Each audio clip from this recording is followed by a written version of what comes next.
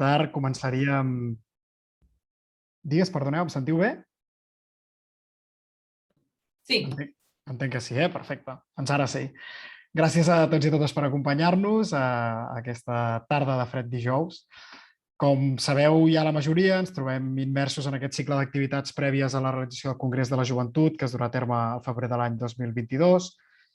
El que ha volgut l'Agència Catalana de Joventut i la Direcció General de Joventut és que sigui un procés de reflexió, de debat, de participació, que una mica compti amb els agents que estan implicats a l'hora de tirar endavant aquestes polítiques de joventut i, per tant, un procés que compti amb els joves, amb els representants de les entitats juvenils, amb els tècnics i professionals de joventut, amb els regidors de joventut, amb experts, i aquest llarg, etc., d'actors socials que estan implicats en això, en les polítiques de joventut.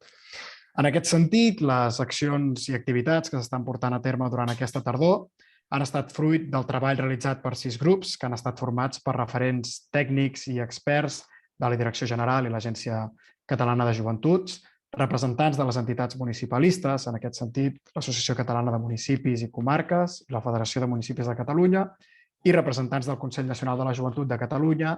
I abans de començar, també volíem fer-los arribar aquest agraïment pel seu suport i per la seva participació. Ara ja sí, un cop ja hem fet tota la part protocolària i entrant en matèria de la ponència d'avui, que ja sabeu que contem amb dues convidades de luxe, amb l'Ona i amb la Gisela. La xerrada d'avui s'emmarca en aquest marc de reflexions sobre el paper de les persones joves, sobre el bé comú i la justícia climàtica. I l'objectiu, ja us ho diem des del principi, és recollir les aportacions que puguin fer no només les ponents, sinó també els que ens escolteu des de l'altra banda de la pantalla. Per tant, qualsevol intervenció que vulgueu fer la podeu escriure al xat, també preguntes, perquè al final de tot intentarem resoldre-les, les passarem a les ponents, que segur que estaran encantades de respondre a les vostres preguntes. Com us deia, avui, per tant, contem amb dues ponents de luxe, la Gisela Torrents, que és ambientòloga per la Universitat Autònoma de Barcelona, amb un postgrau en diplomàcia del canvi climàtic i actualment cursant un màster en Carbon Management per la Universitat d'Edimburg, si no m'equivoco. Oi, Gisela? Sí, exacte. Actualment, a més, està exercint com a consultora internacional en canvi climàtic, desenvolupament sostenible, economia circular, i alhora s'ha dedicat a l'activisme climàtic. Es coneix, de fet, molt bé les negociacions climàtiques, que és una mica el que li hem demanat que ens expliqui d'aquí una estona. I per altra banda tenim a l'Ona Riera, que també és ambientòloga per la Universitat Autònoma de Barcelona, ha format part de l'Agència d'Ecologia Urbana de Barcelona, ha treballat en matèria d'urbanisme, de mobilitat sostenible, de gestió de residus per diverses entitats municipals del nostre país, com l'Ajuntament de Sitges, i actualment treballa a l'Oficina del Canvi Climàtic i Sostenibilitat, portant tot el tema d'aquest plantejament de l'anomenada economia del dònut a la ciutat de Barcelona, una política pública bastant novedosa i que també ens podrà explicar d'aquí una estona. Doncs res, noies, gràcies per acompanyar-nos. Per parlar d'aquest tema, que jo crec que és important referir-nos al títol de la xerrada, que és un món sense petroli. Un món, per tant, el conjunt del planeta, però també Catalunya, entès com el nostre món, sense petroli, una mica en absència de combustibles fòssils. Abans d'entrar en què suposarà una societat sense combustibles fòssils, sí que ens volíem fer una pregunta una mica de diagnosi, és a dir, què és el món actual? Què és el món amb petroli? Quin paper juguen els combustibles fòssils a la nostra societat i quines conseqüències té això? Noies, qualsevol de les dues, la que vulgui respondre primer. Gisela, Ona... Bé, jo només crec que les dades fan les diagnosis millors i per posar en situació quina és aquesta importància. El balanç de l'energia de la ciutat de Barcelona del 2019 ens diu que un 69% de l'energia que consumim a Barcelona prové de combustibles fòssils. Em sembla que aquesta dada parla per si sola i no fa falta portar massa cosa més. Sí, jo volia fer en aquesta pregunta, primer gràcies per convidar-me i no dir res, una mica d'intro del canvi climàtic, que en realitat és un tema que s'ha estat parlant molt últimament, és una mica trending topic també per Fridays, per tot aquest moviment també jove, especialment jove de fet, que està portant com aquesta temàtica en les notícies i en les discussions de bar i en les discussions de carrer, i que és superinteressant que això passi, no? Però a vegades en parlem i ens sentim molt a parlar, però no acabem d'entendre els termes, també perquè igual no ens els han explicat suficientment bé, perquè la televisió igual no n'ha parlat suficientment poc en els últims anys, i no sé, per mi sempre és interessant fer una mica d'intro, si me deixes, de 2 minuts. Autoritzada. Gràcies. Sobre combustibles fòssils. Bueno, bàsicament jo crec que tothom sap el que és l'efecte hivernacle. Vaig a fer classe de primària. Sembla una classe de primària, però és que en realitat són les bases i amb les bases entenem molt millor les negociacions internacionals. Si no, comencem a construir castells i se'ns cauen perquè no acabem de tenir uns bons ciments. Bé, efecte hivernacle. La Terra té gasos, l'atmosfera, passem tota aquesta part. Bàsicament, a l'atmosfera hi ha 2 tipus de gasos. Hi ha gasos que són d'efecte hivernacle i hi ha gasos que no són d'efecte hivernacle. Els gasos d'efecte hivernacle n'hi ha molts, no hi ha només el CO2, que és el que sentim més a parlar, que és el diòxid de carboni, també hi ha el metà, fluorocarburs, hi ha òxids de nitrogen, hi ha inclús vapor d'aigua, tots aquests gasos són d'efecte hivernacle. Què vol dir que són d'efecte hivernacle? Bàsicament que reaccionen amb la llum ultravioleta, que és amb la calor. Llavors, bàsicament els gasos d'efecte hivernacle a l'atmosfera el que fan és que puguem viure a la Terra. Sense ells, la temperatura mitjana de la Terra seria molt baixa, seria de menys 18 graus de mitjana, i per tant no podríem viure ni nosaltres, ni les plantes, ni ningú. Llavors, el problema que tenim amb els gasos d'efecte hivernacle és que durant mil·lennis la seva concentració a l'atmosfera ha sigut d'entre 270 i 280 parts per milió. És a dir, si agafes com 1 milió de parts de l'atmosfera, entre 270 i 280 serien com gasos d'efecte hivernacle i la resta no ho serien. El que passa és que des de la segona meitat del segle XIX, que és la revolució industrial, hem anat augmentant aquesta concentració de gasos. Hem anat emetent cada cop més degut a la crema de combustibles fòssils, que són petroli, gas i carbó. Per què? Perquè comencem a desenvolupar-nos seguint la línia de desenvolupament que tenim fins ara, que és una línia que es basa en cremar petroli i aconseguir llavors energia. Per què? Perquè els combustibles fòssils són super útils d'utilitzar. És a dir, tenen un component energètic molt alt, són fàcils d'emmagatzemar, són fàcils de transportar, i simplement quan els cremes obtens molta energia. Per tant, comencem a desenvolupar-nos a partir, amb el pal de paller que serien els combustibles fòssils. Són com la base del nostre desenvolupament. Però ens passa això, que quan els cremem deixem anar gasos d'efecte hivernacle i, per tant, la concentració a l'atmosfera augmenta de 270 que us deia a més de 450 i pico que tenim ara mateix. Llavors, aquest augment de concentració és el que fa que quan passa la llum ultravioleta a través, com la calor de la Terra, es quedi dintre de l'atmosfera i pugi la temperatura mitjana. I això, al final, és el que fa que tots els sistemes de la Terra canviïn a partir d'aquest augment de temperatura. És com si tinguéssim febre. A vegades sembla que un grau no és res, però quan nosaltres tenim febre i estem a 38, el nostre cos comença a funcionar diferent, perquè un canvi en un factor concret de l'ecosistema canvia la resta, i això és el que va passar amb la Terra. Molt bé, i en aquest context que ens comentava l'Ona, on 7 de cada 10 pràcticament unitats d'energia consumida en una ciutat com la nostra, com Barcelona, provenen de combustibles fòssils i amb les conseqüències que això té, que ens explicava la Gisela. L'objectiu d'aquesta sessió una mica és veure des d'una perspectiva pràctica, què podem fer, què poden fer les persones joves per canviar aquesta situació. Ho estructurarem de tal manera que passarem d'una visió una mica més macro, que és el que ara et convidarem a fer, Gisela, tu que has estat present a diverses conferències de les parts, inclosa, si no m'equivoco, la de Glasgow, i després intentarem baixar-ho a una perspectiva més local, municipal, què podem fer en l'àmbit concret de la ciutat de Barcelona. Si us sembla, doncs, Gisela, començaríem per tu. Una mica, la nostra pregunta és quin és el marc actual, quin és el marc de negociacions, el règim internacional de regulació del canvi climàtic? Vale, perfecte. Doncs si voleu us comparteixo pantalla perquè he preparat una presentació molt xula. A veure, l'esteu veient? Sí, l'esteu veient? Vale, això, veieu que estic a la diapositiva 4 ja, però perquè la resta us ho acabo d'explicar. Aquesta és la concentració de gasos d'efecte hivernacle a l'atmosfera, això era als últims mil·lennis, i ara estem a... No sé si veieu les persones, però jo sí. Aquí. Llavors, bàsicament perquè es vegi que la concentració aquesta va augmentant amb el temps i no ha deixat d'augmentar mai, diguéssim, des que vam començar la revolució industrial. Llavors, què és el que nosaltres fem? Això m'ho passaré perquè són les conseqüències del canvi climàtic i igual no fan falta ara mateix. Quin és el problema que tenim ara nosaltres? El problema és que el canvi climàtic ens està fent mal, hi ha moltes conseqüències socials, ambientals, econòmiques, etc. d'aquest escalfament global.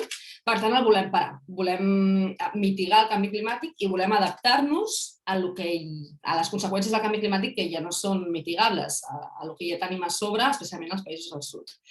Llavors, això serien un gràfic que just acaba de sortir. De fet, això és última hora. El que es va entregar abans de la COP, just abans de la COP26.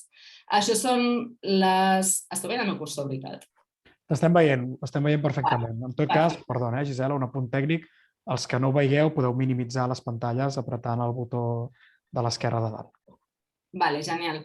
Això són les gigatonelades de CO2 equivalent, perquè, com us deia, hi ha molts gasos d'efecte hivernacle, però normalment el que fa la comunitat científica és els fiquem tots a la mateixa bossa, seguint un seguit d'equacions, i li diem CO2 equivalent. Però són tots els gasos d'efecte hivernacle a l'atmosfera dient-li CO2. Aquest és el camí que portem fins ara. I, bàsicament, aquest escenari d'emissions és el que tenim amb les polítiques actuals. Ens anem cap aquí, que és cap a un augment dels 2,8 graus, segons diuen els últims informes, respecte a la temperatura preindustrial. I aquest d'aquí és el que hauríem de seguir, que és un augment de l'1,5 graus. Ara us explicaré per què és 1,5 o 2, i per què no són 3 o no són 4. Però bé, el que hem de seguir és aquest d'aquí, és el de l'1,5. Per tant, la diferència que hi ha entre les polítiques actuals pel 2050 i les polítiques que hauríem de fer servir per seguir l'1,5 graus, doncs, bàsicament, això el que ens mostra és que hi ha un gap molt gran de reducció d'emissions que no estem afrontant ara mateix, segons tot el que estan dient tots els països, també a les Nacions Unides. Llavors, per afrontar això, que és el mateix, entrem en política. Entrem en política vol dir que espais de solució del canvi climàtic n'hi ha molts, però n'hi ha un que és l'institucional més elevat, que serien les Nacions Unides.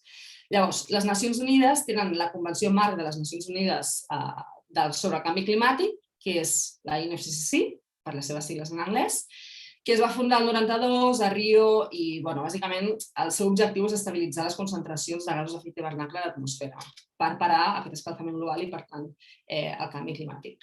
Llavors, el 92 es reuneixen, munten aquesta convenció marc i diuen, ara ens reunirem cada any amb una cosa que es diu COP, que és Conferència de les Parts, s'entén que de les parts firmants de la Convenció Marc de les Nacions Unides, que són 197 països, i aquí negociarem tot el que té a veure amb la Convenció Marc. Això vol dir que hi ha moltes línies de negociació que passen a la vegada durant 2 setmanes i tothom va al mateix lloc a negociar. És rotativa en tant que cada any es fa en una de les 5 regions de les Nacions Unides, de manera que això sigui com una mica més equitatiu i no la mateixa gent d'arreu del món s'hagi de moure, per exemple, a Europa o a Amèrica del Nord, que és el que passaria si no fos rotatiu. Llavors, qui va a les COP? Principalment països, que són països... Allà li diuen annex 1 i no annex 1. Els annexos són com els països desenvolupats. No m'agrada fer servir aquests termes, però les Nacions Unides fa servir aquest terme. Països desenvolupats són annex 1 i no annex 1 són la resta de països. Van també a societat civil, serien com els observadors internacionals són societat civil, són empreses també, empreses més bones i empreses menys bones. Diguéssim que hi ha com consultories ambientals, però també hi ha empreses petroleres, per què no, empreses del carbó. Això es va veure molt, per exemple, a la COP24 a Katowice, Polònia. També hi va la premsa i també hi va una part científica de recerca, etc. I, evidentment, també hi va estar de les Nacions Unides. I, aquest és l'objectiu de la UNFCCC, que és, com us deia, estabilitzar les concentracions de CO2 per evitar que hi hagi una interferència amb el sistema climàtic. Això és una mica LOL perquè ja no s'ha evitat aquesta interferència, però estem intentant com a mínim mitigar-la. Llavors, jo us he fet un resum perquè han passat 26 cops des del 92, que diguéssim que es va fundar la INFCCC, han passat 26 cops, l'última va ser aquesta de Glasgow. Llavors jo us faig un top 6 de les cops més importants, les cops més sexis que hi ha hagut fins ara. Bàsicament, més que res perquè entenguem on estem ara. M'ho passaré molt ràpid perquè en realitat el que ens importa és l'Acord de París, però perquè entenguem d'on venim s'ha d'entendre una mica els errors que hem passat. El més important va ser, de les cops més importants va ser la COP3, el 97, a Kyoto. Aquí va haver-hi com el primer acord per regular les emissions de gasos d'efecte hivernacle i hi havia com 2 períodes en aquest acord, el del 2008-2012 i 2013-2020. Bàsicament, el que deia el protocol de Kyoto és que s'havia de baixar un 5,2% les emissions de CO2 equivalent entre el 2008 i el 2012 i un 18% entre el 2012 i el 2020. En el protocol de Kyoto neixen com molts termes que ara s'estan fent servir a l'Acord de París, que és el que vam firmar el 2015, és en el que ens basem ara mateix. Però hi ha molts termes que neixen llavors, neixen el 97. Un dels termes importants és, per exemple, que hi ha responsabilitats comunes però diferenciades. És a dir, que el canvi climàtic l'hem de parar entre totes, entre tots els països, però que no tothom té la mateixa responsabilitat. Els Estats Units no té la mateixa responsabilitat respecte al canvi climàtic que Tuvalu, per exemple, perquè han emès molt més històricament. Aquest és un terme superimportant a les Nacions Unides. Després, altres coses que neixen llavors són els mercats d'emissions, que encara els arrastrem i ara els hem fet una mica un update. Mecanismes de desenvolupament net, que també són altres mecanismes de, diguéssim, cooperació entre països i reducció d'emissions, i també aquí neix com els fons d'adaptació. Després d'això hi ha la COP7 a Marràqueix, que també és molt interessant perquè veiem que quan es firma un acord, després passem diversos anys que estem veient com posem en marxa, o sigui, com implementem aquest acord, diguéssim, com l'operacionalitzem. Llavors, en aquest cas, a la COP7 del 2001 a Marràqueix es van firmar els acords a Marràqueix, que era com operacionalitzàvem el protocol de Kyoto. Això va durar diversos anys. Quin va ser el problema del protocol de Kyoto? Bàsicament que la segona meitat del protocol de Kyoto, que és la que anava del 2012-2013 fins al 2020, va perdre molts països que li van donar suport. Això va començar a anar malament per Bali, la COP de 13 a Bali. A Copenhagen va haver-hi com un esglai, diguéssim. És com que les negociacions anaven bé fins que a Copenhagen ja es va perdre molt suport en aquesta reducció d'emissions. Van haver-hi molts països que van sortir, especialment països com importants i que tenien molta responsabilitat en el canvi climàtic. Van haver-hi moltes discrepàncies entre el nord global i el sud global a les meses de negociacions i diguéssim que aquests acords van caure i quasi no va tenir suport al protocol de Kyoto per la segona part. Llavors, amb això arribem a la COP18 a Doha, que és quan s'estableix la segona part del protocol de Kyoto, però quasi sense suport, i ja anaven com cap a baix, a nivell de negociacions internacionals, cap a baix, a lo més profund. Però va passar una cosa important, que va ser que s'acorda que el 2015 tothom es tornarà a reunir, com cada any, per firmar un acord que sigui successor al protocol de Kyoto. I aquí és on arriba la COP21 a París, que és on es firma l'Acord de París, successor del protocol de Kyoto, però aquesta vegada amb molts més països implicats i amb unes reduccions molt més fortes. Diguéssim que amb una operacionalització de l'acord molt més fort i molt més pensat, també perquè sortíem d'aquests problemes que us he estat comentant. Llavors, Acord de París. Aquí és on estem ara. El 2015 vam firmar l'Acord de París i des de llavors hem estat parlant sobre com posem en marxa l'Acord de París. Perquè l'Acord de París té 20 pàgines i amb 20 pàgines al final no pots fer polítiques i pensar exactament com serà la cooperació i les relacions internacionals a través d'aquest acord. Llavors, el que hem estat fent ha sigut discutir com funcionaran els mercats, com funcionarà la mitigació, com funcionarà l'adaptació, els fons de finançament. hi ha 50.000 temes de transparència, de política d'altres esferes, diguéssim. Llavors, l'Acord de París té 195 països, va entrar en vigor ja fa uns anys, i té unes parts importants. La primera part seria de mitigació, he dit ja fa uns anys, però el 2020, no sé per què ara. Mitigació. Això és del més important de l'Acord de París. L'objectiu de mitigació és limitar l'augment de la temperatura mitjana de la Terra en 2 graus o 1,5. Això ha variat amb la COP26 i és un dels punts importants perquè ja estem anant a per l'1,5, no a pel 2. I aquest és un dels punts importants que s'ha parlat en les últimes setmanes.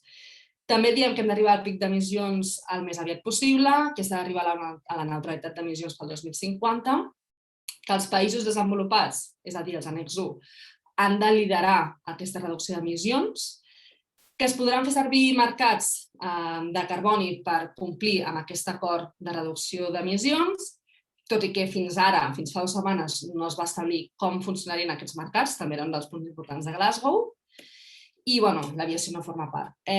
Després hi ha una altra part, que és adaptació, que és bàsicament augmentar la capacitat adaptativa dels països, enfront a enfortir reduir la vulnerabilitat, perdoneu, i s'ha d'afrontar en diferents nivells de governança, evidentment. Finançament, països desenvolupats haurien de donar diners als països menys desenvolupats de manera que es puguin adaptar al canvi climàtic. Hauria d'haver-hi un balanç en aquest finançament entre adaptació i mitigació, també això s'ha estat parlant fins ara, àmpliament. I això, que cada 2 anys els països han de comunicar el seu suport en finançament. El tema de finançament ha sigut un tema que també s'ha estat arrastrant moltíssim. Evidentment, és un dels punts claus de les negociacions, quants diners hi ha pel mig i quants diners donen els països del nord als països del sud, que diguéssim que són com els guanyadors, els perdedors de la crisi climàtica, una cosa així. Després, un altre dels punts importants és pèrdues i danys, que són totes aquelles coses que ja no ens hem pogut adaptar i simplement les hem perdut, pèrdues econòmiques, socials, de persones en diferents països. I també s'assoleixen altres coses, com per exemple que l'Acord de París té mecanismes perquè s'augmenti l'ambició de reducció d'emissions cada tant de temps. Fins ara tampoc hem sabut cada quant de temps. Ara us explicaré una mica per sobre com va aquest tema, però ha sigut una mica complicat. Però sí que l'Acord de París espera que es vagi regenerant i que cada cop sigui més ambiciós, que no es quedi com estàtic en el 2015. I aquest punt important que és que les reduccions depenen de les voluntats dels països. Evidentment, no hi ha ningú per sobre de les Nacions Unides que pugui dir quan ha reduït cada país.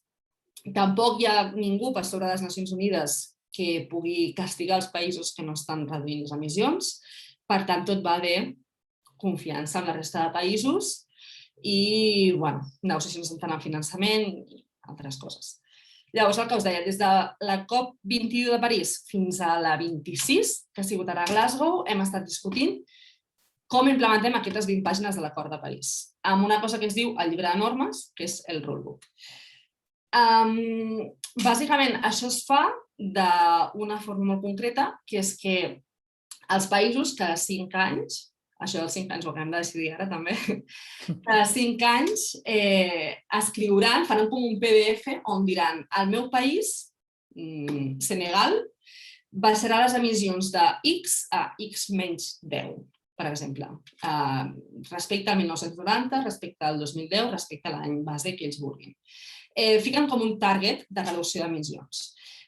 Això és una de les coses que tenen les NDCs. La NDC vol dir Contribució Nacionalment Determinada i és un document fonamental a les Nacions Unides. Cada país fa el seu, cada país escriu els seus propis objectius de reducció d'emissions i s'entreguen tots a les Nacions Unides. Llavors, les Nacions Unides els agafen tots i fan una suma de reducció d'emissions i veuen si la suma global entre tots els països fa que arribem o no arribem a l'objectiu de limitar la temperatura a l'1,5 graus.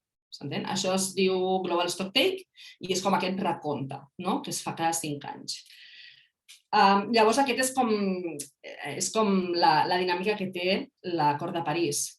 fem una NDC ara, comptem si arribem, la implementem i d'aquí 5 anys farem una altra NDC, uns altres objectius nacionals, tornarem a comptar, tornarem a veure, no? I la idea és que les NDCs vagin augmentant d'ambició, per tant, que cada cop redueixin més emissions, fins que ja no sigui necessari reduir més, perquè serem carbononeutrals en un futur utòpic.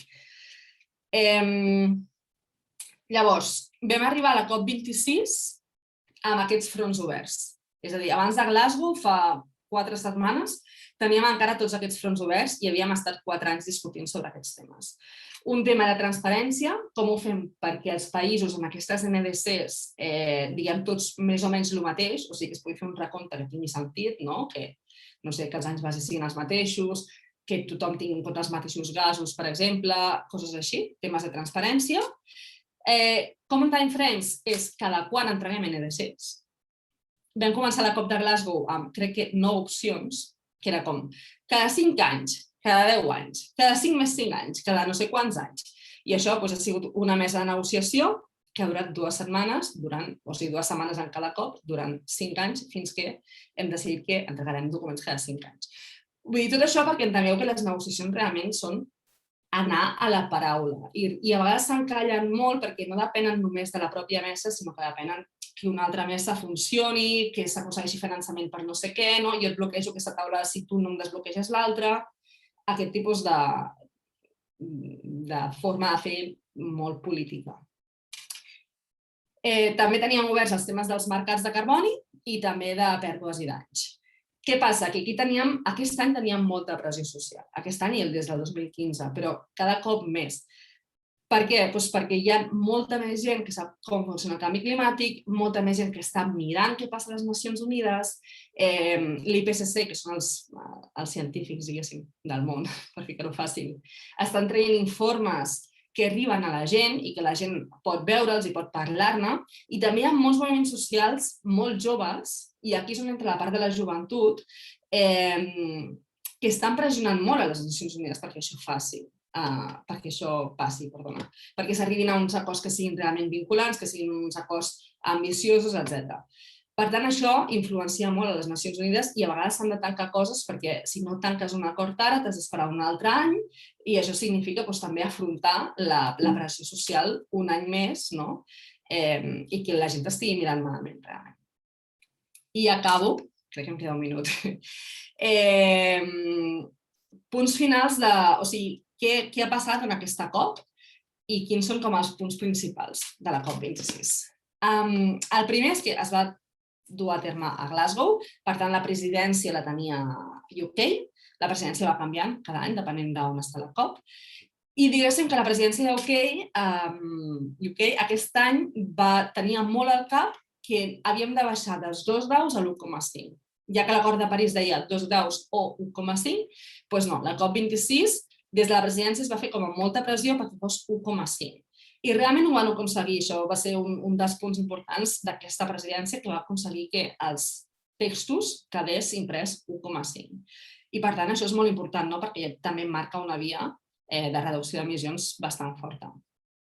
Un dels temes més importants que ha sortit d'aquest acord, o sigui de la COP26, primer que s'ha tancat el llibre de normes de l'acord de París, per tant ja està tot aprovat, això que hem estat discutint durant 5 anys està aprovat.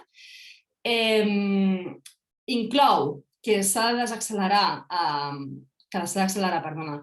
la reducció dels subsidis a combustibles fòssils. Aquest és un tema superimportant i que es va estar discutint molt àmpliament fins a l'última hora de l'últim plenari.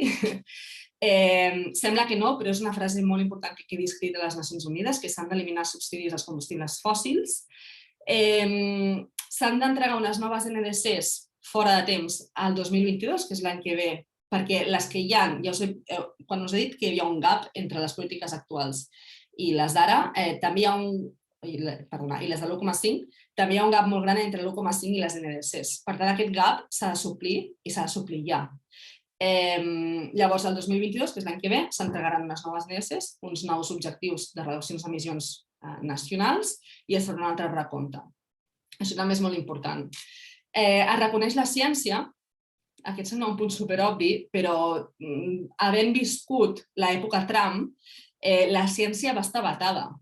bastant fortament de les negociacions de les Nacions Unides, perquè hi havia països que no estaven disposats a acceptar els resultats dels informes científics a les pròpies negociacions. Evidentment, això no té cap sentit i aquest any, per primer cop, com que s'accepta, la ciència es fica al centre.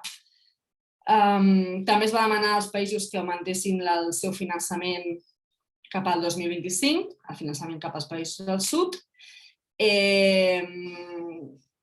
S'espera que hi hagi objectius d'emissions zero pel 2023, és a dir, quan haguem fet aquestes NSs del 2022, que l'estock take total, el recompte total sigui ja per arribar a emissions zero.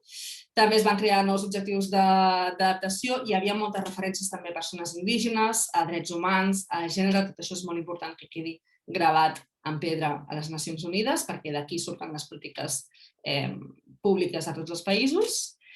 I també s'estableixen tres tipus diferents de mercats d'emissions, que no hi entrarem perquè és un percal. O sigui, podem entrar, però no us puc explicar ara. Vam decidir que entregaríem NS cada 5 anys, com us he dit. I també van haver-hi uns extras que aquests van sortir a la primera setmana de la COP i que es va fer molt de ressò, que era que alguns països havien decidit firmar declaracions per treballar contra la pèrdua de boscos, la degradació de la terra. També es va firmar un compromís mundial contra el metà, que seria com el segon gas d'efecte hivernacle, etc. Això diguéssim que no es forma part del text com a tal de la COP, però va passar dintre del context que els països hi estaven com a reunits per negociar sobre tot el tema de canvi climàtic i també se'n va fer molt ressò a la premsa. Llavors, bé, aquestes són a grans trets que n'hem tret de la COP26. El que s'ha de saber és que ja s'ha firmat el rulebook, per tant, ja sabem com implementar l'acord de París i en això s'han de basar totes les polítiques nacionals i tothom hauria d'anar com a una perquè ja s'ha escrit com fer-ho. I aquest és el calendari, bàsicament.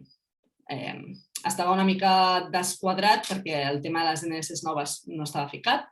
Per tant, NS noves ara el 2022 i a partir d'aquí, el que us dic, anar augmentant l'ambició de cadascun dels països i que el recompte total ens porti en aquest objectiu global que té l'acord de París.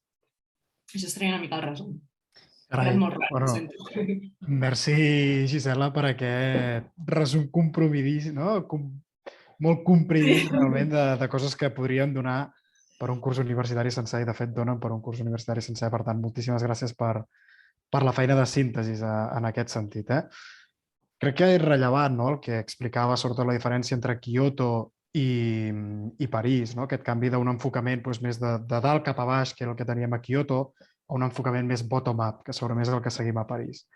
I això, que es trasllada sobretot en les NDCs, les contribucions determinades a nivell nacional, exigeix precisament que des de tots els àmbits de les administracions, i veig que aquí hi ha molts representants d'ajuntaments i sobretot tenim a la ONA, es prenguin polítiques públiques climàtiques que són efectives. Una d'aquestes polítiques públiques climàtiques efectives, que és la que volem que la ONA ens expliqui en detall, és aquesta economia del dònut, de la Kate Raworth, que en el cas de Barcelona s'està fent una aposta clara. Sí que ens agradaria, Ona, per analfabets de l'economia del dònut, si ens poguessis explicar una mica què és i quines són les seves particularitats. Vale, perfecte. Comparteixo la meva pantalla.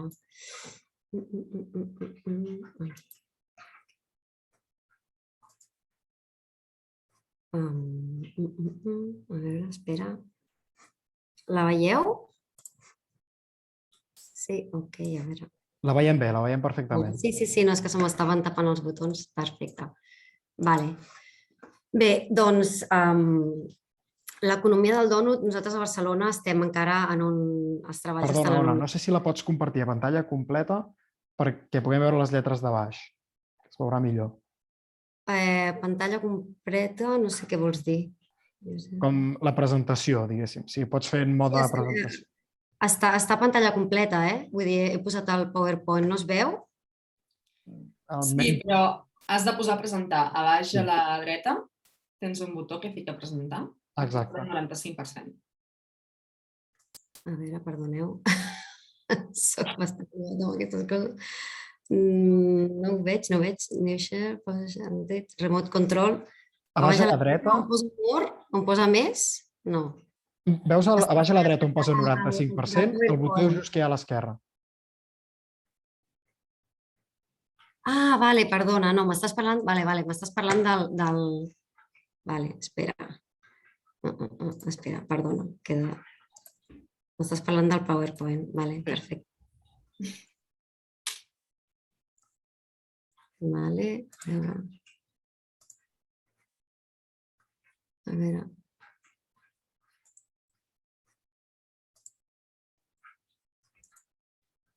Ara ho veiem millor. Ara, vale, sí? Sí, endavant. Vale, perfecte. Vale. Bé, doncs no, com us estava dient, faré un abordatge més teòric perquè els treballs a l'Ajuntament de Barcelona encara són molt inicials i no tenim resultats. Però bueno, diguem que ja ens hem trencat bastant les banyes pensant què vol dir i com ho hem d'aplicar. Llavors, abans d'entrar en l'economia del dònut en si, m'agradaria fer una mica 4 punts sobre el context en el que neix aquesta nova teoria. El primer és la definició que tenim fins a l'actualitat de què és el desenvolupament sostenible, que és aquell desenvolupament que permet un equilibri entre el desenvolupament social, l'econòmic i la protecció al medi ambient. Són les famoses 3 boletes que totes tenen la mateixa importància. És el primer apunt. Si ens fixem en el tema del model econòmic, que és una d'aquestes boletes, les característiques, 4 pinzellades sobre les característiques principals d'aquest model, que estem posant al mateix nivell del desenvolupament econòmic i de la protecció al medi ambient, és que tot això ho he tret de la Kate Raworth, però perquè diguem que ella contraposa tots aquests elements. És un model que és addicte al creixement, és a dir, una societat va bé quan creix econòmicament. Aquest creixement el mesurem únicament amb un indicador, que és un indicador monetari, que és el PIB. Perdó, no, és que em diuen que no veuen la presentació. Un segon. A veure si tu pots passar de diapositiva, a veure si els companys ho poden veure. Sí, el Raimon té la meva presentació, l'he enviat, no sé si potser si la passa ell, és que jo no... Mira, diuen que ara ja ho veuen bé, per tant, en principi continuem, sí. Vols dir que no ho posi en mode presentació, el que és el... Sí, en principi ara, si passes, pots passar un moment endavant i enrere, a veure si respon. Sí. En principi jo crec que ara ho veu tothom bé. Vale, doncs no ho posaré en mode presentació perquè no sé què passa. Molt bé, gràcies. Vale, no. Bé, això, el que deia, no? És un model que només valora o només comptabilitza aquest creixement en termes monetaris, que considera que els mercats estan, són independents de l'exterior i s'autoregulen i que totes les inequitats del propi sistema, que genera el propi sistema, es resoldran encara amb més creixement, és a dir, incrementant la renda per càpita. Un altre element que em sembla important destacar, que la Kate recupera en aquesta teoria del dònut, és l'article científic que es va publicar el 2009 per Johan Rockström i Will Stephan sobre els límits planetaris. En aquest article ells plantegen 9 processos fonamentals per a l'estabilitat del planeta, com poden ser el canvi climàtic, la pèrdua de biodiversitat, l'acidificació dels oceans, l'ús del sòl, etc. I suggereixen uns límits per a cada un d'aquests processos que no podem superar perquè estem posant en perill l'habitabilitat del planeta. Bé, doncs, a més, ells comptabilitzen, que és la imatge aquesta que teniu, comptabilitzen en quin punt ens trobem en cada un d'aquests processos i al final el que és una evidència és que el creixement econòmic ha topat amb diferents d'aquests límits planetaris, per tant, estem posant en perill la supervivència en el planeta. Un altre element que em sembla interessant a destacar és el mite del creixement verd. Aquesta és una idea que molts organismes oficials com Nacions Unides, que la comentava la Gisela, té sempre a la boca, i el que ve una mica a dir és que és possible desacoplar l'economia, és a dir, és possible que puguem seguir creixent i no generar un impacte sobre el medi ambient, i això s'aconseguiria mitjançant increments o augments de l'eficiència i canvis tecnològics. Doncs bé, recentment l'Oficina Europea pel Medi Ambient ha publicat un informe que confirma de manera empírica que no hi ha evidències de que aquest desacoblament s'estigui produint. I per últim, també volia rescatar el tema dels objectius de desenvolupament sostenible, que també recull la Kate Raworth en aquesta teoria, que si bé respecte als objectius anteriors, que eren els objectius de desenvolupament del mil·lenni, són més ambiciosos, ja que recullen noves esferes com el canvi climàtic, el consum sostenible, etc., continuen aquests objectius estan plantejats per Nacions Unides, continuen en el seu objectiu 8, que és treball digne i creixement econòmic, continuen insistint en que cal promoure un creixement econòmic sostingut i mesurat en termes de PIB. Bé, una mica fet aquest context, ja ens posaríem amb el que és l'economia del dònut. Una mica més gran. No, així. L'economia del dònut es publica, és una teoria, desenvolupada per la Kate Raworth i amb un llibre que publica el 2017 amb el títol de 7 maneres de pensar com una economista del segle XXI, contraposant les característiques del model econòmic imperant i que hem heredat del segle anterior. Ella el que proposa és que el nou model econòmic, en lloc de pensar en què les societats o l'economia ha de créixer fins a no sé on, el que ha de fer és pensar en què permeti prosperar, permeti que els habitants prosperin. No només els habitants, sinó els sistemes naturals. Per tant, ja no ens serveix només un indicador, que és el PIB, per valorar o per medir aquesta prosperació, no sé com es diu, sí que no, que necessitem molts altres indicadors perquè el fet de prosperar té moltes altres facetes. El que també posa de relleu aquesta teoria és que els sistemes econòmics estan al servei de les persones i alhora estan limitats per uns sistemes naturals dels quals extreuen recursos. El sistema econòmic hauria de tenir en compte com un objectiu primordial la cura sobre les persones, i després és un sistema que ha d'estar dissenyat per ser distributiu, és a dir, per ser més equitatiu i per ser regeneratiu, és a dir, ha de funcionar dintre dels cicles naturals, ja que consumim uns recursos, o sigui, no pot ser que siguin mers sistemes de consumir recursos i expulsar residus. Gràficament, l'economia del dònut té aquesta forma, per això se li diu dònut, i el que ve a dir la Kate és que les economies han d'operar dintre d'aquest espai verd, que és l'espai que queda limitat a la seva part exterior per un sostre ecològic, és a dir, l'economia no pot superar aquests límits planetaris dels que us parlava abans i alhora no pot, ha de respectar, ha de donar uns mínims de benestar social als habitants del planeta, és a dir, no podem estar per sota, no podem tenir mancances en aquests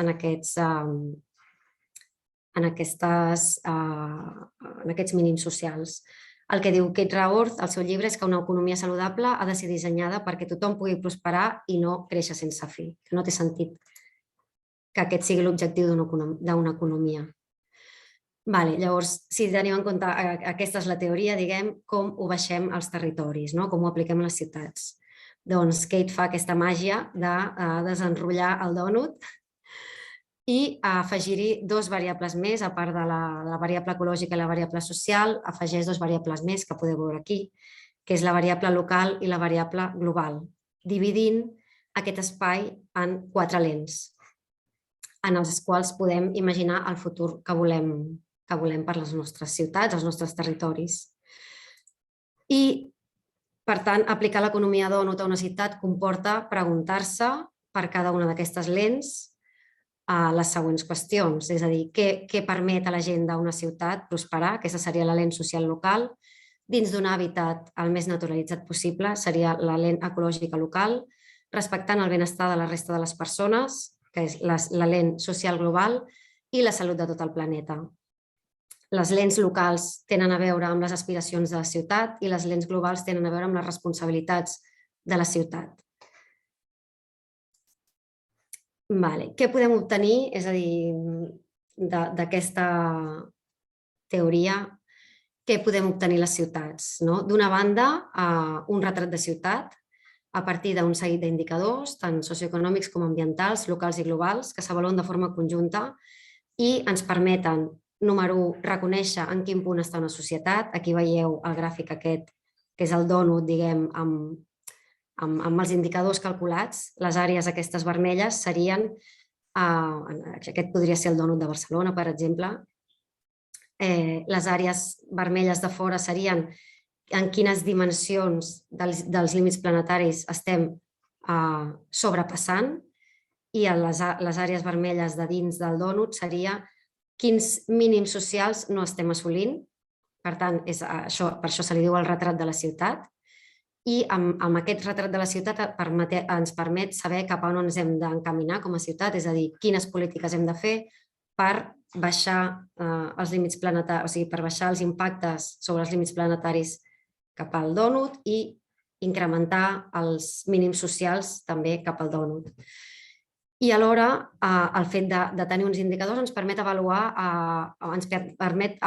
aquest progrés a partir del monitoratge constant d'aquests indicadors.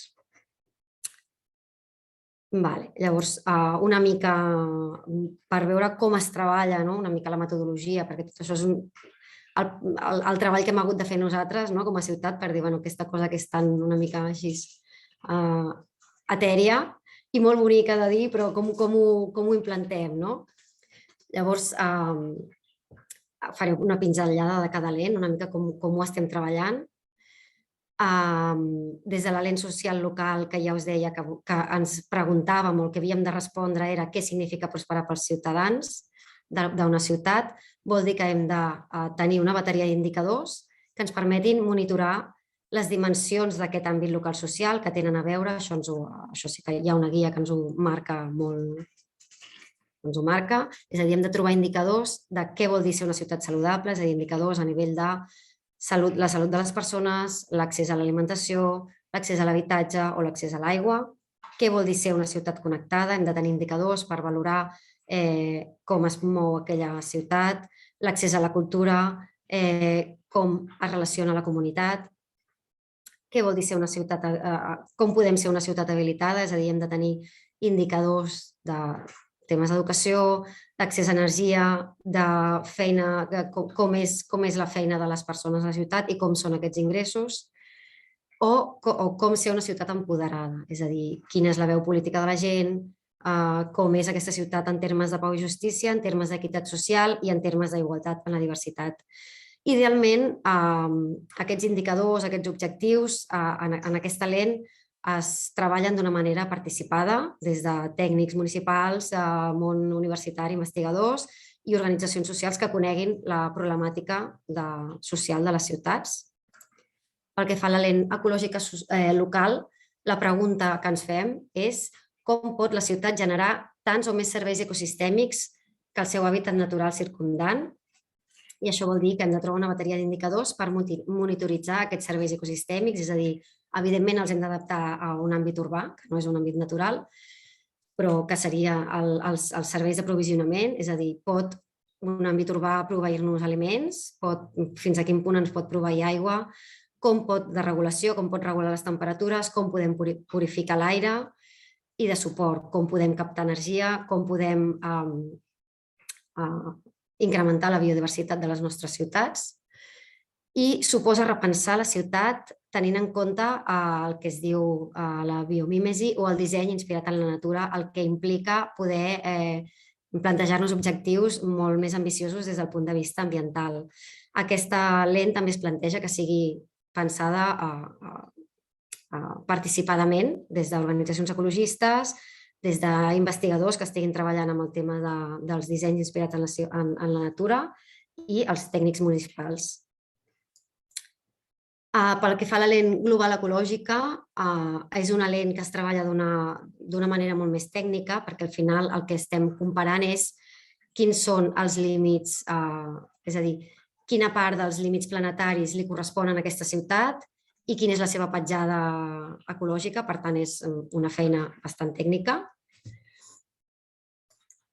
I pel que fa a la lent global social, pels que hem pogut observar de les ciutats que ja han fet el seu dònut i l'han publicat, és una lent molt més qualitativa. El que es treballa o el que se cerca és anàlisi de publicacions d'ONGs, de think tanks o d'institucions de recerca sobre la connexió entre les cadenes de subministrament i els drets laborals o humans per veure quins són els impactes de la nostra ciutat respecte a través d'aquestes cadenes de subministrament als habitants de tot el planeta, d'on provenen aquests subministres, diguem.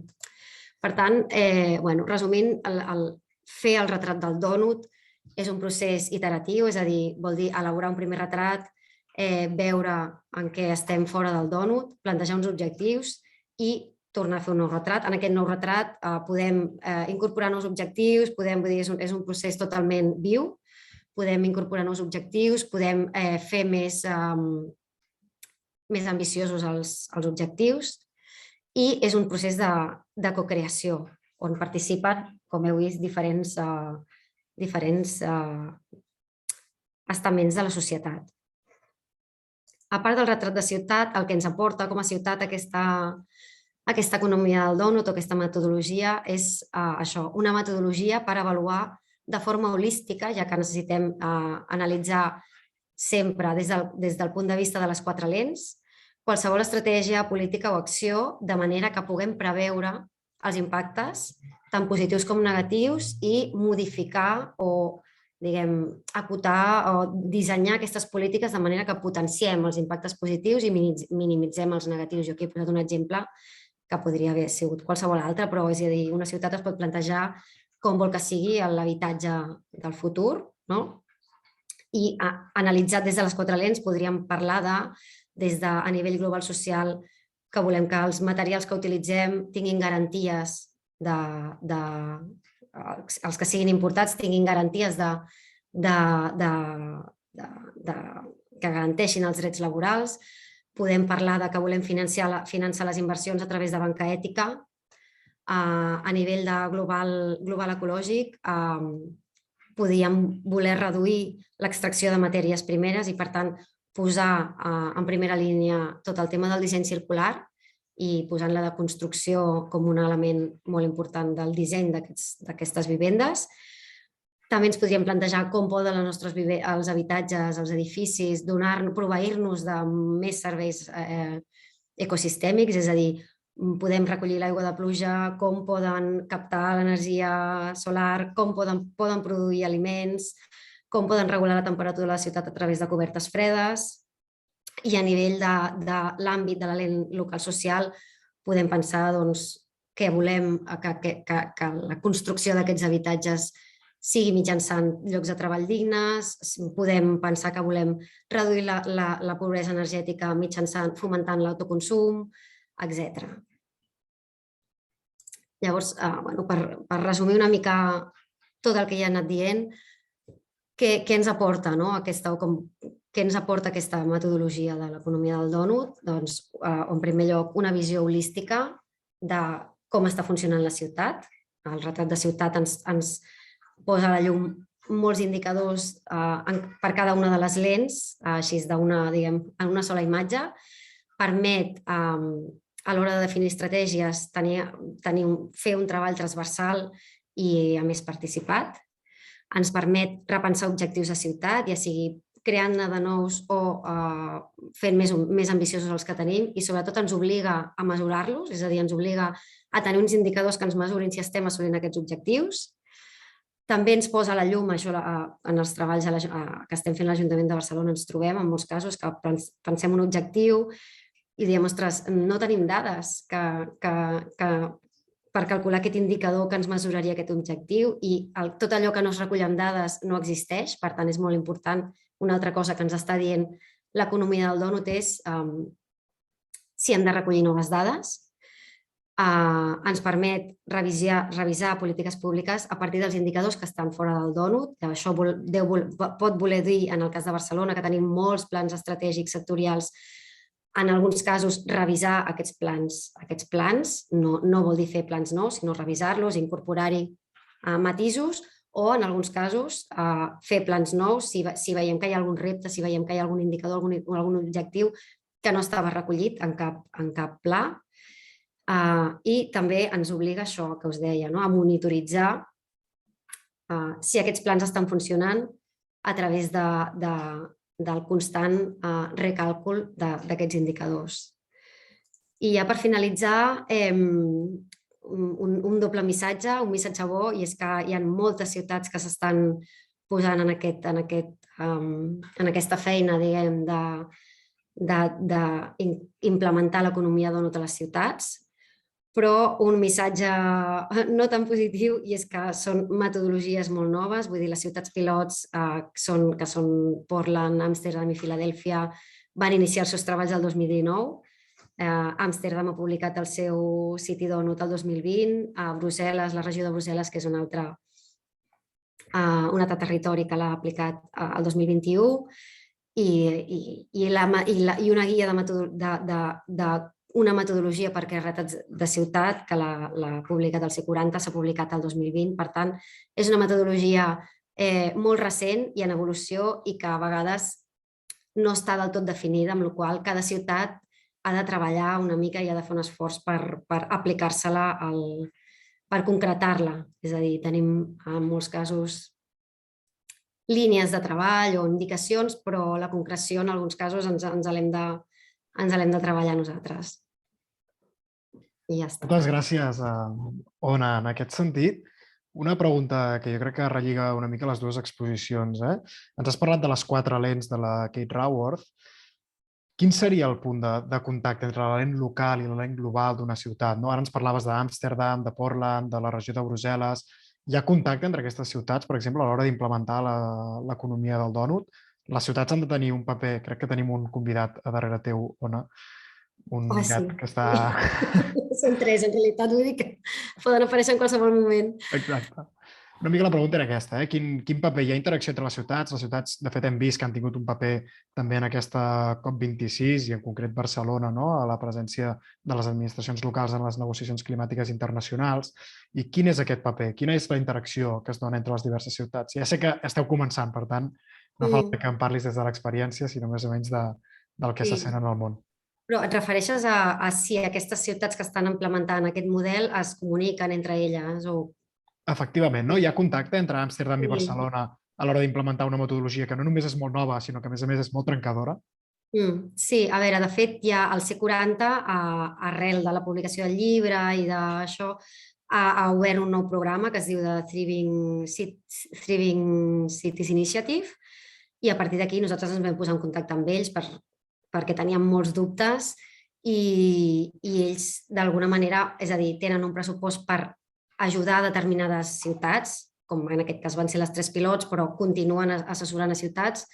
Nosaltres, com Barcelona, a més sempre els interessa que una ciutat com Barcelona pugin al carro d'aquestes coses, sí que s'han ofert per invitar-nos, és a dir, a events, a posar-nos en contacte amb ciutats, diguem, tot i que nosaltres no siguem ciutats pilots, perquè ara ja per aquest any ja les tenen diguem, aparaulades, però s'han ofert a ajudar-nos i a resoldre tots els dubtes.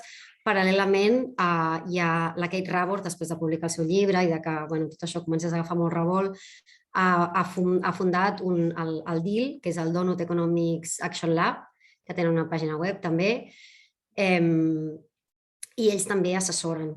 De fet, a Barcelona nosaltres estem col·laborant amb Barcelona Regional, col·labora amb nosaltres i ells han contractat tant a la Universitat de Barcelona com al DIL perquè ens ajudin amb tot aquest treball del retrat de la ciutat, que és el primer, diguem, el primer pas és tenir aquest retrat, no? Vull dir, tenir els indicadors, comptabilitzar-los, etc.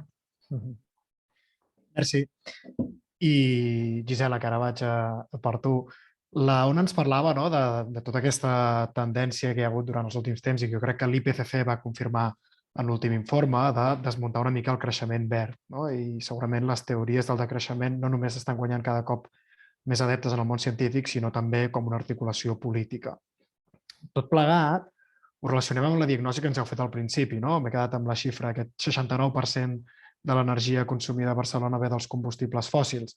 Si volem aconseguir un món sense petroli, si volem aconseguir un món sense combustibles fòssils, com ens imaginem les societats post-fòssils? Clar, jo crec que aquest és el punt. O sigui, ningú sap com és aquesta societat i és una cosa que estem construint entre totes a mesura que ens enfrontem a la problemàtica, no? I això té els seus pros i els seus contres. Els seus pros és que ho has de fer sí o sí, no hi ha un altre, i els seus contres és que anem assaig-error.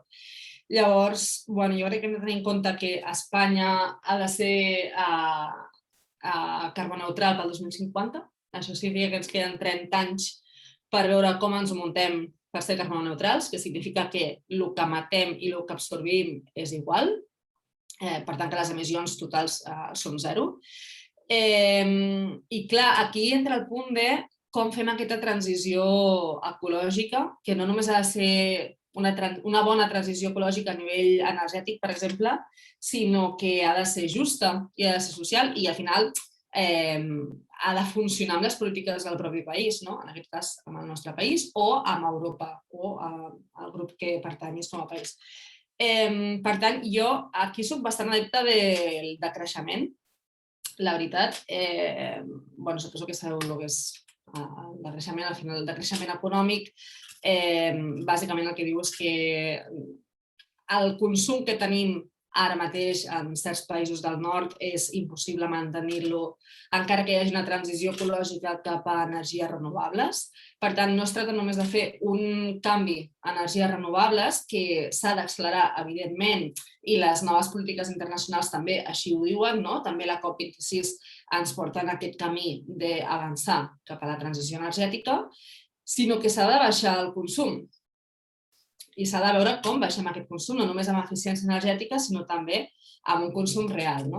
I aquí entren un munt de temes, perquè com fas política amb això?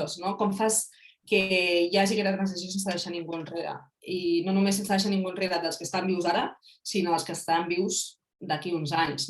Com mantenim aquesta justícia intergeneracional?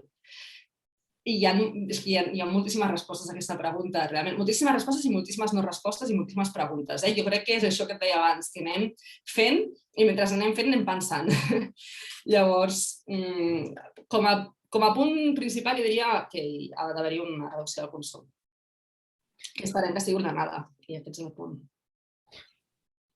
I malauradament, segurament, i com ens explicaven la diagnosi d'aquesta inicial de la Kate Raworth a la ONA, vivim en societats on el consum és un element central de les nostres vides, ja no només des d'una perspectiva econòmica, sinó segurament cultural. Fa menys d'una setmana que hem viscut l'últim Black Friday i si no compres pràcticament sembles un forani d'aquesta societat.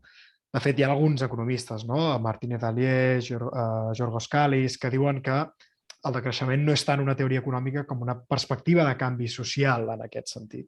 I, de fet, segurament en tenim exemples clars. Quan hem intentat, segurament, posar-nos a dintre del dònut, que ens comentava la Ona, a vegades ens ha estat impossible no retallar per la part de sota, per la part de la base social. Tenim exemples, segurament, els miners d'Astúries, quan es va fer tot el procés de reindustrialització del carbó a Espanya, els armilles grogues, que al final també tenen alguns elements, efectivament és un moviment molt complex, però tenen alguns elements també de protesta contra l'augment del preu dels combustibles fòssils, que precisament ens estaves explicant abans, Gisela, que apareix en aquest acord de la COP26.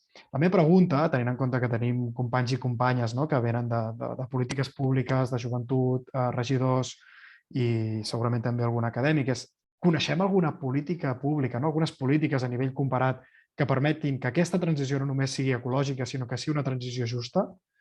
Qualsevol de les dues, això ja és un torn obert. Com vulguis.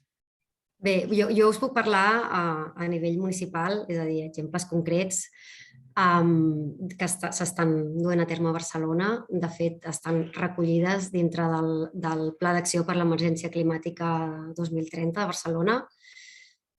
Un és el fet de que la rehabilitació d'edificis, diguem, les subvencions per rehabilitar edificis antigament, o el període previ a 2016, eren subvencions generalistes i cada cop més, i de fet és una de les accions que estan previstes en aquest pla, estan orientades, o sigui, tenen un biaix tant social com territorial, perquè diguem, el biaix social a Barcelona també es trasllada en un biaix territorial, i ara cada vegada més també tenen un biaix energètic. És a dir, un percentatge d'aquestes convocatòries, de la quantitat total de subvencions, estan destinades a un públic determinat, a un públic vulnerable, i tenen unes exigències a nivell energètiques, d'aconseguir unes eficiències energètiques dels edificis majors.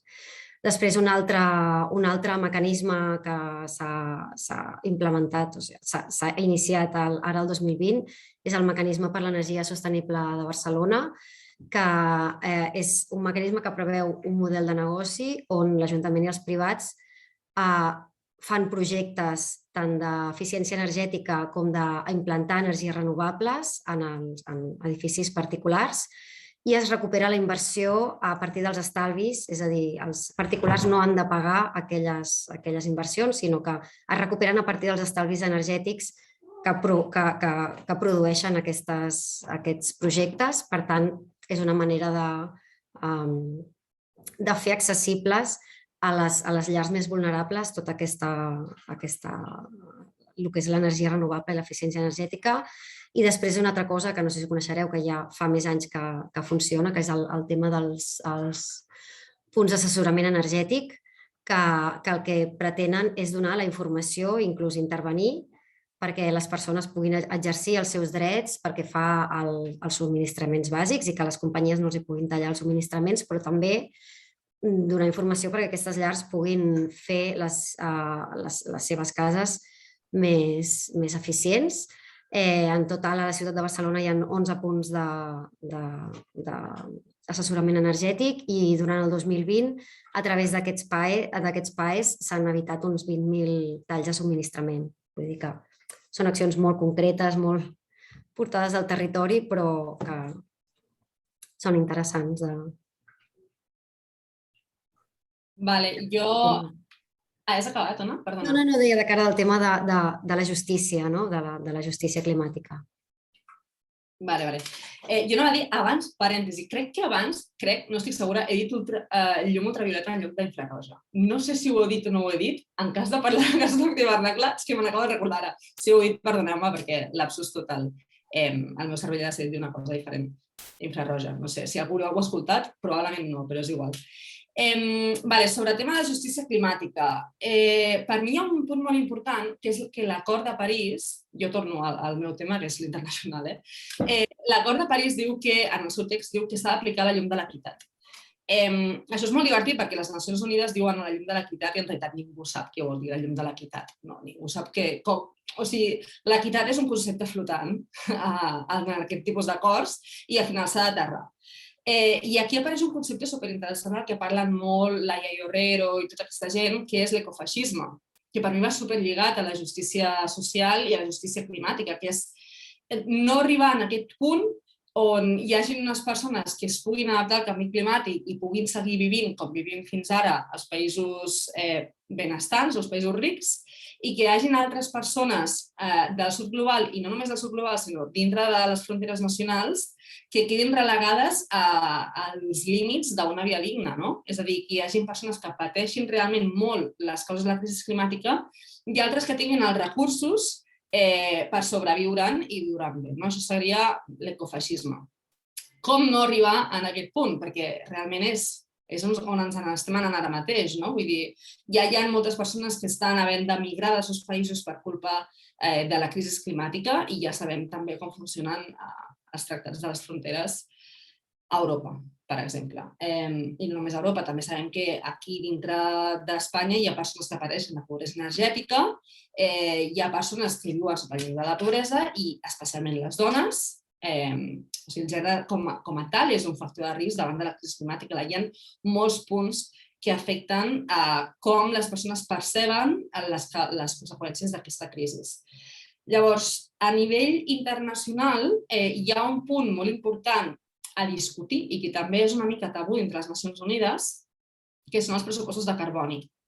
En dues línies, bàsicament, si nosaltres no volem arribar a un augment de 1,5 graus o que l'1,5 sigui el nostre límit, això significa que hi ha unes emissions que encara podem deixar anar a l'atmosfera. Encara podem emetre una certa quantitat de gasos d'efecte hivernacle. Si aquesta quantitat de gasos d'efecte hivernacle es fiquem en una bossa, el lògic seria dir, vale, què fem amb aquesta bossa, com la repartim, perquè haurem de fer una repartició justa, perquè si no repartim el que queda abans d'arribar a 1,5 graus, doncs el que passa és que els països del nord s'ho gastaran en molt pocs anys, seguint la forma de vida que estem seguint fins ara, i els països del sud no podran emetre o emetran molt menys, i en quan s'hagi acabat ningú podrà emetre més, perquè ja haurem arribat al nostre llindar d'augment de temperatura. Això té unes conseqüències molt fortes, que és que hi haurà països del sud que no tindran dret a emetre i, per tant, no podran desenvolupar-se com ells probablement voldrien o segons les seves pròpies polítiques.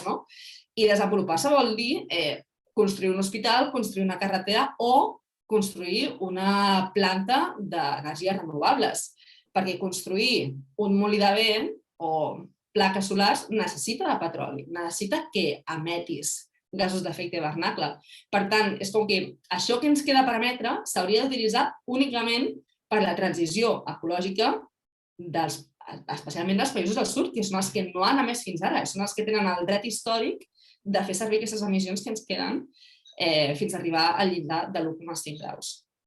Per tant, aquest és un punt, és que a mi em sembla tan important, o sigui, és tan fort que no estiguem parlant de com repartim les emissions que queden, perquè al final estem parlant del futur de moltíssimes persones i de les possibilitats de desenvolupament de moltíssimes persones i les possibilitats també de defensar-se de sequeres, de canvis en el seu clima, d'inundacions, de totes les conseqüències que sabem que porta la crisi climàtica. Per tant, jo, en tant a polítiques, la pregunta era polítiques, una d'elles jo crec que seria començar per aquí, començar a repartir el que queda. És una mica utòpic en el sentit que les Nacions Unides això realment no s'està fent, però és necessari que comencem a parlar de pressupostos de carboni que utilitzarem i quins es deixaran a la resta de països. Relacionat amb això, Gisela, i enllaço amb una pregunta del públic. Segurament un dels motius pels quals la COP26 és decebedora és perquè encara no hem trobat aquest mecanisme de materialitzar el principi de responsabilitats comunes però diferenciades de la millor forma possible. L'altre segurament era aquell informe previ que ens deia que les contribucions determinades a nivell nacional no són suficients per aconseguir els objectius de l'1,5, però per què més la COP26 ha estat decebedora, ens pregunten? És que la COP26 no ha estat decebedora. No ha estat, jo ho sento molt, però o sigui, a veure, com explico això? La crisi climàtica s'ha de solucionar des de molts fronts. Un és l'institucional, que serien les Nacions Unides, però és només una de les potes de la solució de la crisi climàtica. També estan els moviments socials, també està la feina de carrer, també està la feina de les col·lectivitats, els grups de dones, els grups indígenes. O sigui, hi ha moltes potes en la solució de la crisi climàtica i les institucionals són només unes, però són importants. Per tant, a mi les persones molt crítiques amb aquesta part institucional tenen un discurs que a mi em sembla, o sigui, no parlo de les persones, sinó d'aquest discurs de les Nacions Unides no serveixen, que no estic dient que sigui el que pensa la persona que està fent aquesta pregunta, perquè en realitat està preguntant de la COP, però posant-ho més en grans termes. És que sí funcionen. O sigui, el que passa és que les negociacions van molt lentes, perquè o sigui, s'ha de pensar que estem escrivint textos entre 194 països i hem d'estar tots d'acord perquè els acords, o sigui, els textos només s'aproven quan hi ha unanimitat. Per tant, tots els països del món han d'estar d'acord en totes les paraules, i estem parlant de paraules perquè funciona així, aquesta paraula no m'agrada, canvia-me per aquesta altra, o aquesta frase no m'agrada, ficar la mà al final o ficar una coma aquí. Vull dir, al final és discutir un text legal. I això porta molt temps. I al final és només una repercussió de que en cadascun dels països hi hagi suficientment pressió mediàtica i pressió social perquè s'aprovin acords de reduccions d'emissions. Per tant, és com l'última de les passes que hi ha en aquestes mobilitzacions i són supernecessàries. I la COP26 per mi no és decebedora perquè hi ha hagut molts avenços. L'avenç de l'1,5 graus és molt important, l'avenç de reducció d'emissions del 40% pel 2050 és molt important, l'avenç de tornar a fer les NS al 2022 és molt important, l'avenç de deixar els subsidis de combustibles fòssils és molt important també. Què passa? Que va tard. Va tard, o sigui, aquest acord l'haguéssim hagut de firmar fa bastants anys, sí, però l'acord com a tal no està malament. El que passa és que anem lents i això és el que hauríem de començar a gestionar millor. Crec que has deixat el titular de la nit, eh? La COP26 no és decebedora. En tot cas, donaria segurament per un debat sencer en aquest sentit. Hi ha una altra pregunta, Ona, que jo crec que també l'has mencionat, no? Quan has parlat de Brussel·les no has parlat de la ciutat, sinó de la regió de Brussel·les. I des del públic ens pregunten, es pot aplicar el dònut a escala comarcal, regional o com a estratègia de país?